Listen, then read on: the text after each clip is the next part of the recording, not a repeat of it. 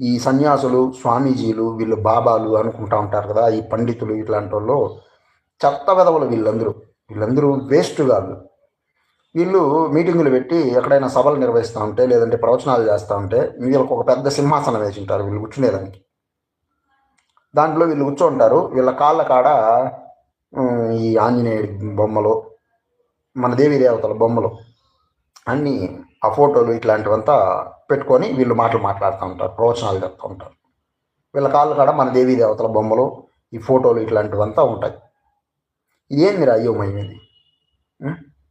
వీళ్ళు జ్ఞానులు, వీళ్ళు పండితులు, వీళ్ళు ప్రవచనకారులు, వీళ్ళు సన్యాసులు, వీళ్ళు స్వామీజీలు, వీళ్ళంతా గురువులు, మీకు జగద్గురువులు అని కూడా అంటారు. మళ్ళా పనికి మాలిన గురువులు వీళ్ళు. ఒక్కడు కూడా ఈ సాయిబాబా కాళ్ళ కింద ఉండేటువంటి మన దేవీ దేవతల విగ్రహాలను తీయించాలా అని ఎవడైనా మాట్లాడిండాడా?